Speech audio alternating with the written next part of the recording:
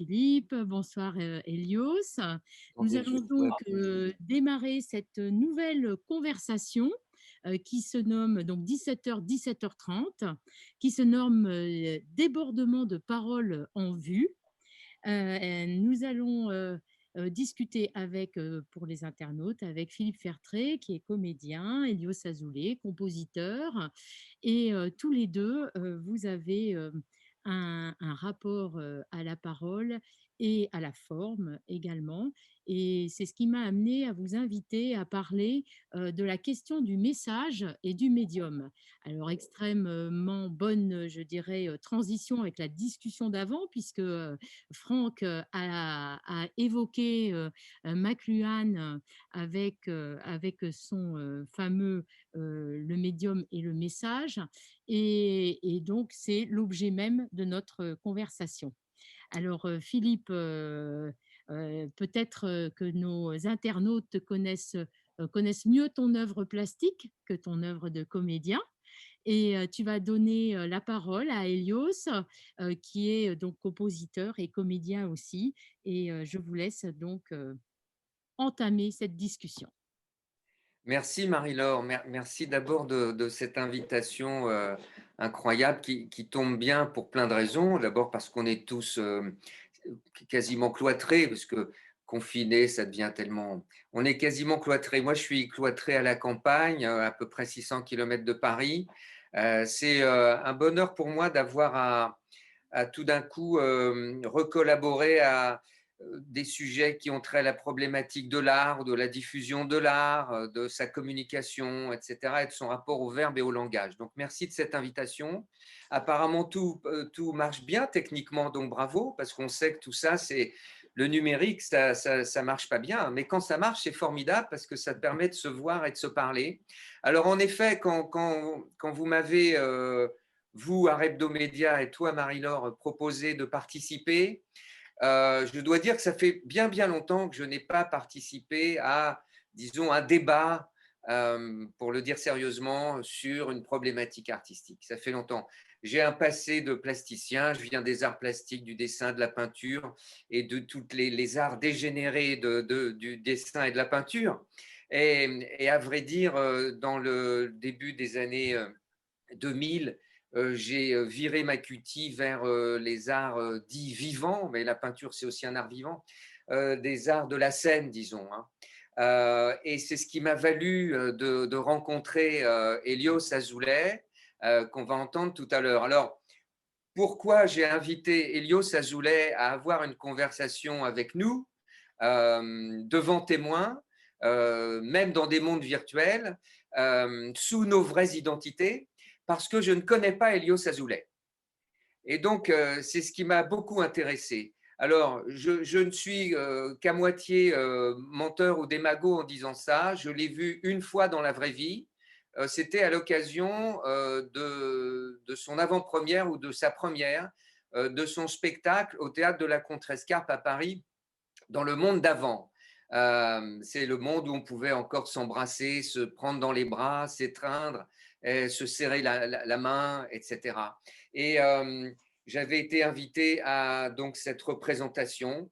C'était sa toute première, qui était une adaptation. Il me corrigera s'il ne s'agit pas d'une adaptation, mais en tout cas une représentation d'après son livre Moi aussi j'ai vécu, qui venait d'être publié.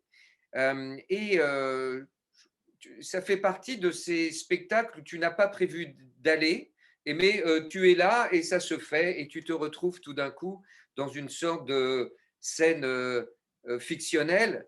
J'emploie un mot en L à dessein, puisqu'on sait que depuis le Covid, les mots en L ont fait leur apparition dans les phénomènes de novlangue. Ils vont petit à petit remplacer les mots en IT et les mots en isme peut-être.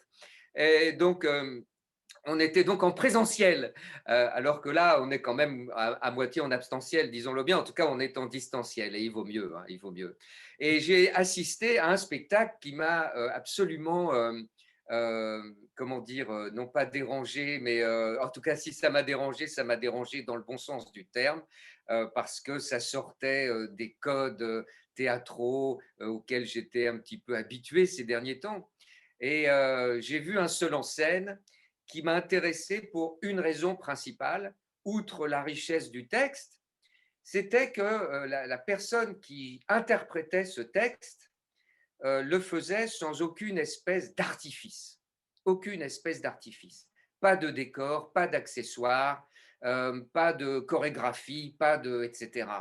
Et il était tel qu'en lui-même, seul avec son texte, au point qu'il avait son manuscrit dans la main, qu'il égrenait feuille à feuille ou par paquet de feuilles qui se retrouvaient à la fin du spectacle par terre pour la plupart. Et il concluait par de la clarinette, puisque Hélios est clarinettiste, il est musicien à la base.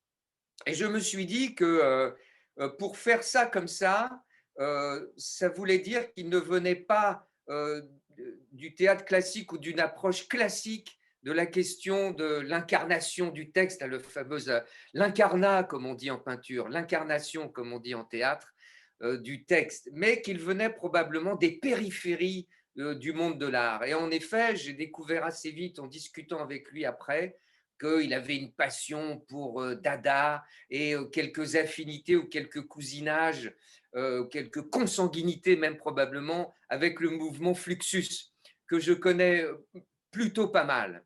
Et ça m'a beaucoup intéressé. Et puis, je vais lui laisser la parole, il en parlera mieux que moi.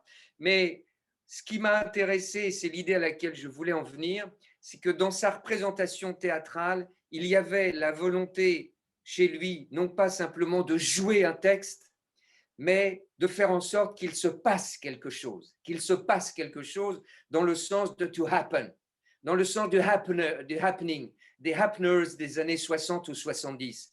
Donc là, on revenait à Fluxus et plus anciennement à Dada, mais on sait que Fluxus, c'est les fils illégitimes de Dada, puisque dans l'art, il n'y a que des affaires d'illégitimité. Et donc, je me suis senti tout de suite une sorte de cousinage avec Hélios Azoulay, et je l'ai invité. Voilà. Et donc, nous avons convenu, lui et moi, de ne surtout rien préparer de cette conversation et d'improviser notre rencontre. Cher Hélios, j'ai une immense joie à te parler devant témoins. Je ne sais pas combien sont les gens.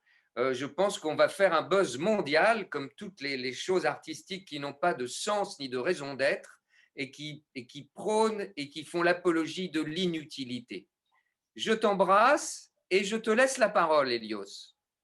Cher Philippe, c'est pour moi très difficile de l'apprendre, cette parole, pour plusieurs raisons. Déjà parce que le silence aurait été la meilleure réponse à toutes les gentillesses dont tu viens de enfin, je suis complètement abreuvé, je suis même totalement rassasié. Oui, c'était une belle découverte. Là, c'est marrant parce que tout à l'heure, je ne sais pas si c'est toi, cher Philippe, ou Marie-Laure, qui vous êtes risqué dans « il a été musicien à la base ». C'est très marrant, cette notion de base, puisque, en fait, qui sommes-nous à la base?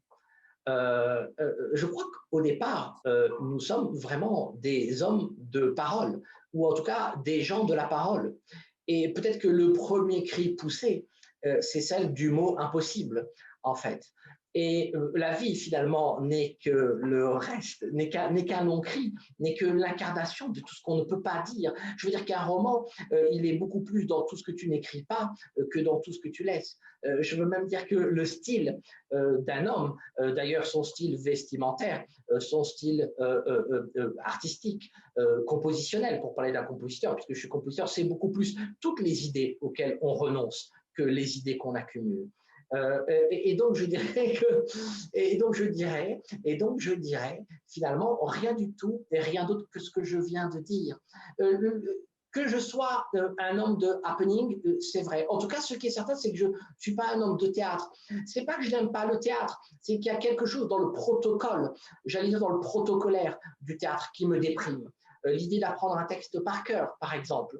Non pas que l'exercice de l'apprentissage par cœur soit un exercice qui m'ennuie.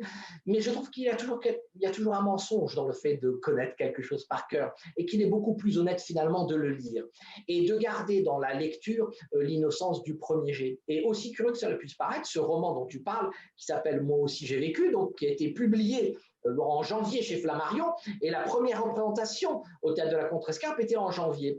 Eh bien, j'ai à chaque fois l'impression, quand je le lis, de le redécouvrir. Et la dernière fois que je l'ai donné, juste avant ce fameux reconfinement, n'est-ce pas? La dernière fois que je l'ai donné, c'est en tournant les pages, je me suis dit, ah, mais j'avais complètement oublié ce chapitre. Et je me suis lancé dans l'oubli de ce chapitre, dans le ressouvenir de ce chapitre. Et je crois finalement, dans une certaine mesure, que si la parole se possède, si l'être se possède, et si nous nous possédons, c'est toujours à rebours. C'est pour ça que le théâtre, qui est le mensonge de l'apprentissage par cœur, comme si le texte, nous l'avions en nous, n'est pas pour moi quelque chose de supportable. En tout cas, quelque chose avec lequel je ne suis pas, moi, à l'aise, je veux dire. Et je trouve que la lecture, finalement, c'est une sincérité finalement bien plus pudique dans une certaine mesure que l'apprentissage par cœur. C'est ce que je pourrais dire dans le désordre de ce que tu viens de lancer très amicalement, cher Philippe. Alors, c'est bien parce que c'est un éclairage supplémentaire. Moi, la question que je me suis posée justement, mais tu viens d'une certaine façon un peu d'y répondre. Je fais une parenthèse, je ne voudrais pas que les gens qui nous écoutent et qui nous voient en ce moment s'imaginent qu'on va se faire des politesses et de la promotion réciproque cachée, parce que c'est évidemment pas du tout le but Pas du tout, de parce que je ça. dois dire tout de suite que je te déteste, que je trouve ton travail Voilà, abject, que je voilà. n'irai jamais te voir, cher Philippe, et que moi seul peux prétendre ici être un génie, et que je suis Oui. bien sympathique d'accepter, ne serait-ce que de t'écouter, mais de faire semblant de t'apprécier à travers ce sourire, cher Philippe, que je t'envoie. Je te remercie de ça et tu as raison de le préciser. Donc les choses maintenant sont claires. Maintenant, Alors, donc j'en reviens, je ferme cette parenthèse un peu longue et que tu es venu alimenter pour moitié au moins. Et pour dire que justement, je m'étais posé la si tu es l'homme des parenthèses, je serai l'homme des notes de bas de page. Voilà, voilà, cher. Oui. Non, mais toi, tu es probablement l'homme des digressions qui n'en finissent pas, et tant mieux, et des blancs et des silences. Mais il y a que les musiciens qui maîtrisent la question du silence. Moi, je Oui, n'ai aucune formation de rien. Tu vois, non, j'ai très peu lu, je suis très peu allé au théâtre dans ma vie, j'ai une très mauvaise oreille musicale, je ne retiens très mal, je n'ai pas le sens du rythme. Les musiques complexes me sont étrangères. L'opéra m'est toujours absolument quasiment insupportable à de rares exceptions près. oui. La peinture me pose beaucoup de problèmes, surtout au XXe siècle. Et donc, Marie-Laure Desjardins a eu la politesse de me dire ton public te connaît sûrement plus pour ton travail de plasticien que comédien. Non, parce que je suis complètement inconnu au bataillon, je l'ai toujours été. Et le milieu de l'art m'a toujours été étranger. Je ne l'ai pénétré que par accident et d'une façon toujours très provisoire et épisodique. Mais ça ne m'a pas empêché de continuer. Quelque chose, cher Philippe, et je t'interromps, parce que c'est à mon tour de faire ton panégyrique, au-delà de la plaisanterie de mauvais goût qui m'a fait hurler que je ne t'aimais pas. Je dois dire que j'aime Philippe Fertret, et que plus je le connais, plus je l'aime. Je dois dire que l'œuvre plastique, dont d'ailleurs derrière toi un certain nombre de pièces dont tu es l'auteur, bon, évidemment, c'est difficile de voir, mais ce que j'ai apprécié, puisque pour cette conversation, nous avons fait la connaissance ou la reconnaissance l'un de l'autre, c'est de voir qu'un homme comme toi, un homme du burlesque, de la plaisanterie, comment dirais-je, oui, du comique pur, n'est-ce pas, ait été un homme aussi pointilleux et aussi précis dans le geste conceptuel et pictural. Je trouve ça vraiment très, très rassurant. Il y a une œuvre, bon, il y a une œuvre vraisemblablement coupée en deux, il y a une plastique, des peintures, des dessins, etc. D'ailleurs, dans l'infiniment petit, dans l'infiniment trivial, dans l'infiniment poétique, dans l'infiniment délicat. Et d'un seul coup, il y a un homme qui explose sur scène dans du burlesque. C'est quand même très étonnant. Je dirais que si on devait un jour écrire quelque chose qui ressemble à une biographie, la vie d'un homme, on serait obligé vraiment d'être dans la schizophrénie, non pas d'une double vie, mais d'une vie coupée en deux, avec vraiment d'un côté quelque chose de, comme je le disais, très définitivement délicat, réellement dans le terme de la délicatesse, c'est-à-dire pas fragile, délicat, et de l'autre côté, un personnage incarné sur scène qui, lui, est un homme d'explosion. Et d'ailleurs, d'explosion aussi littéraire, parce qu'une fois que les gens iront voir tes spectacles, on verra que tu joues beaucoup, beaucoup, beaucoup avec les mots. Et ça, je trouve que c'est intéressant. C'est-à-dire que nous ne sommes pas condamnés à n'être qu'un homme. Je veux dire à n'être qu'un seul homme. Et c'est pour ça, tout à l'heure, quand Marie-Laure disait Hélios, il est compositeur ou musicien, etc. Et en fait, elle oubliait écrivain. Et puis, elle oublie aussi que plein de choses. Je veux dire qu'en fait, nous sommes les hommes, et d'ailleurs, les artistes les premiers, et les critiques en deuxième, et les universitaires en troisième, confondent les hommes avec les pommiers.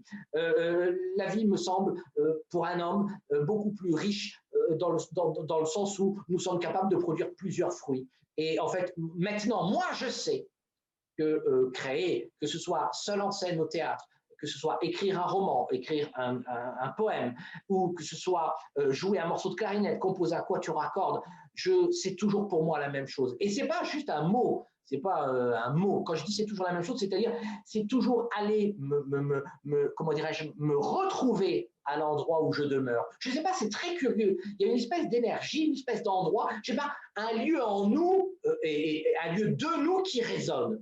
Et j'ai l'impression, à chaque fois quand je monte sur scène pour jouer, moi aussi j'ai vécu, ou pour jouer de la clarinette, ou pour jouer du piano, ou même écrire, j'ai l'impression que c'est toujours la même chose. C'est très curieux. Donc en fait, pendant très longtemps, j'ai eu énormément de mal à dire, et même à chaque fois que j'étais écrivain, je n'osais pas, parce que je dis, ah, mais les gens, ils vont penser que je suis dispersé, mais quelle connerie. Moi, je le dis, cher Philippe, plus je me disperse, plus je m'apparais.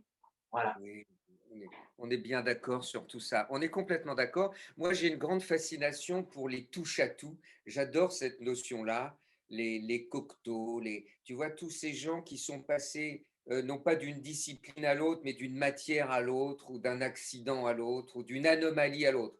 Et au fond, ce qui m'intéresse dans l'histoire de l'art, c'est l'anomalie. Oui, Marie-Laure, pardon. Vous voulez parler, Marie-Laure? En fait, Exprimez-vous, vous êtes chez vous. non, mais je crois, en fait, je ne devais pas poser de question, mais je crois que tous les internautes se la posent la question. Comment est-ce qu'on passe de plasticien, artiste, dessinateur, peintre, à brûler les planches, comédien, burlesque, Mais comique. l'ego, ma chère Marie-Laure, l'ego, la dimension de l'ego, elle est énorme. Déjà, chez un comédien Philippe, on va quand même pas le cacher. Et en plus, je dois dire un truc quand même. Moi, pour avoir fait, puis qu'on dit, voilà, pour avoir fait un certain nombre d'expositions, à un moment, j'ai été renvoyé du conservatoire et je me suis jeté dans la peinture. Donc, j'ai fait des expositions personnelles en province, à Paris, etc., etc. Non, mais évidemment, une vie, quand on a l'énergie de Philippe, une vie de vernissage, c'est l'enfer. Oui. Ah, est-ce qu'il y a un endroit où on se fait plus chier qu'un vernissage? Non, non. En train de C'est les rêver, moments les plus ennuyeux de ma vie. et oui, en train de rêver au petit point rouge en bas à droite de ta toile, en train d'avaler tout ce que racontent les gens sur ton œuvre en hochant la tête, alors qu'ils n'ont rien compris simplement parce qu'ils vont bien mettre 1005, 2000 ou 3000 euros pour acheter cette putain d'œuvre, etc. Donc, moi, je crois que de toute façon, la scène, c'est normalement, lorsqu'elle est véritablement ton lieu, lorsque tu en es la bête, n'est-ce pas? On dit une bête de scène, mais lorsque tu en es la bête, ben, la scène, c'est vraiment l'endroit idéal pour se déployer. Alors, évidemment, la toile, le dessin, c'est un endroit où on se déploie, mais c'est horrible, honnêtement. Je ne connais rien de pire qu'un vernissage. Si c'est une garde à vue, Oui, oui, oui. Alors, je suis complètement d'accord. Moi, on va peut-être nous prendre pour des démagogues, mais pourtant, je suis sincère en disant ça. Même dans mes vernissages, je me suis emmerdé, Elios, même dans mes propres vernissages, tu comprends? Donc, quand tu fais ce bilan-là existentiel, tu es obligé d'aller voir ailleurs. Toi, tu as la musique, tu as toujours eu la musique. Donc, Absolument. évidemment, c'est sûrement un salut, c'est sûrement ta vraie maison, la musique, j'imagine bien. Mais la littérature aussi, mais je pense que chez toi, la musique est fondamentale. Pour moi, ce qui est fondamental, c'est la peinture. Mais la peinture, c'est une chose intimiste, où le temps s'arrête, où on est seul. Moi, c'est la seule chose que je fais quand je peins ou quand je dessine. Je le fais avec le sourire aux lèvres. Oui. Je n'y peux rien, je suis heureux quand je le fais. Je n'éprouve plus du tout le besoin d'exposer. Je me suis libéré de ça, principalement à cause du monde de l'art, d'ailleurs, qui m'ennuyait beaucoup. Et le théâtre, en effet, est une sorte d'art total. Alors, pour répondre à la question de Marie-Laure, Oh pourquoi oui, on le très fait? Bien bien, sûr on qu'il y a peut cette, revenir. Tout à fait. pardon, Mais vas-y, je t'en prie. bien sûr qu'il y a cette question d'ego, Baudrillard, mais ça n'est pas ça peut pas être la seule raison. Non, bien sûr. Moi, quand je suis allé au théâtre, j'y suis allé parce que je dois dire, on me l'a proposé. Je peux même dire qui c'était, c'est Dominique Gosset du théâtre de la Contrescarpe à Paris. Euh, Quel homme, quel homme. L'idée me traînait en tête et puis la rencontre s'est faite. Et j'y ai vu une nouvelle discipline artistique. Je n'avais jamais mangé de ça, de ce plat-là. J'y suis allé goulûment. Je me suis, comme tu viens de dire, jeté sur scène. Et tu parlais d'explosion. Dans ton livre, tu parles d'incandescence. C'est la même chose. C'est beaucoup plus beau, l'incandescence. Tu as raison de parler de ça. Et je pense que tu en parles souvent dans la vie aussi quand il s'agit de parler de ton travail, l'incandescence. Et sur scène, il faut qu'il y ait une part d'explosion, d'incandescence, d'imprévu, d'anomalie, de défaut. Alors, oui. Alors, tu vois, je vais te dire un truc pour répondre à ma manière à Marie-Laure. euh, on ne passe pas de l'un à l'autre. Je veux dire, on ne passe pas d'une discipline à l'autre. L'art, c'est quelque chose qui déborde. Je veux dire qu'à certains moments, en tout cas, je parle pour moi, je ne peux que parler pour moi.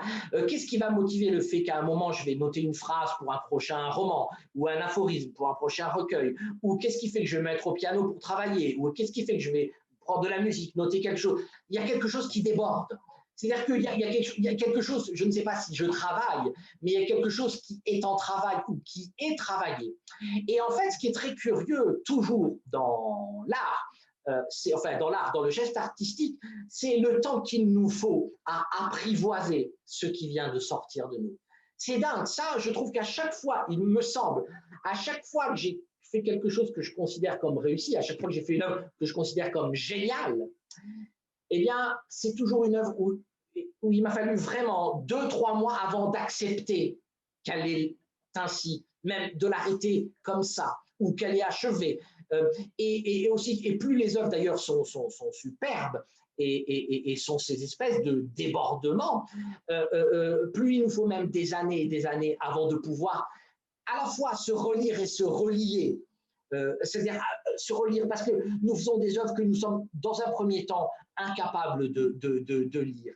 Et il nous faut des années pour nous relire et pour nous relier à vraiment à tout le reste. Donc je ne crois pas qu'on passe de l'un à l'autre. Oui, alors il y a des gens, effectivement, ce qu'on appellerait péjorativement, parce que tu l'as pour Cocteau, et pour moi, ce n'est pas péjoratif, mais ce qu'on appelle un touche-à-tout, oui, c'est peut-être un type qui passe comme un exercice de style, il a un peu de technique à un endroit, il a un peu de technique à un autre, etc. Bon, il se trouve que de toute manière, c'est impossible d'être à la fois un virtuose du piano, d'être un virtuose de la plume, d'être un virtuose je ne sais pas moi, de la clarinette, d'être un virtuose de la planche. Non, par contre, il y a une espèce, je trouve, de génie, d'ailleurs que nous permet uniquement le XXe siècle, de questionner l'essentiel. Et ça, c'est une virtuosité. C'est-à-dire, en chaque art, être capable, avec peu de moyens techniques, de questionner l'essentiel. Et la technique, la virtuosité, ce sont des sujets qui n'ont même pas effleuré des gens comme Éric Satie, qui n'ont pas effleuré des gens comme Marcel Duchamp. Tu vois ce que je veux dire? Ce sont des gens qui ont questionné l'art au degré dans le plus intime. Et c'est pour ça qu'ils l'ont saboté avec autant de génie et autant de sublime. Qu'ils aient fait les beaux-arts, le conservatoire, qu'ils en aient été renvoyés, ça ne change rien du tout. D'ailleurs, toutes les institutions sont des endroits où l'on meurt. Où l'on meurt de soif. Et ce sont des endroits d'ailleurs qui nous dévitalisent. Et moi qui ai été renvoyé du conservatoire, je peux dire que j'ai appris la musique dès lors que j'ai considéré enfin que j'étais libéré de l'institution. Mais il faut des années pour ça, il faut des années pour ça parce que le poids moral de l'institution est très très grand. Mais c'est encore autre chose, mon cher. Alors, je voulais juste savoir, mais est-ce que vous avez l'un et l'autre ou l'autre identifié les moments où vous changez justement de médium, le moment où vous allez plutôt composer ou plutôt monter sur scène ou plutôt dessiner ou plutôt peindre? Il y a quelque chose, et tu m'excuses, je te précède, Elios, il y a quelque chose dans les moments, sans les idéaliser et sans se prendre pour un chaman. Moi, je suis pas du tout ça. Je crois pas à la mystique de l'inspiration, tout ça. Je crois au travail beaucoup. Mais c'est vrai qu'il y a des moments de création qui relèvent de moments d'absence, finalement. On se dit, tiens, il faudrait que je fasse ça, on réfléchit, on gamberge, on en rêve, on se torture, on digère mal, et puis tout d'un coup, on se retrouve avec un pinceau en main devant un châssis ou devant des feuilles, des manuscrits que l'on lit, que l'on rature et que l'on corrige, ou des images vidéo, ou des jeux de scène qu'on répète. Et puis ces moments-là, ce sont des moments où on se retrouve au travail et où quelque chose se passe et se fait. Moi, je l'ai toujours vécu comme ça. Je ne sais pas du tout d'où ça vient. J'ai aucune théorie là-dessus. Et en effet, Elios a raison en disant on ne passe pas d'un truc à l'autre, mais oui et non quand même. Mais en Oui, mais effet, ce pour toi, sont c'est très des différent, errances. Ça, Philippe, c'est hein. vrai et c'est beau dans l'errance. Oui, mais pour toi, c'est très différent parce que justement, il y a vraiment une scission. Et aujourd'hui, après, peut-être reviendras-tu ou déborderas-tu sur un autre art ou une autre discipline, je ne sais pas. On ne peut pas se prédire, ni même se deviner, hein. Il y a des degrés qui nous échappent, hein.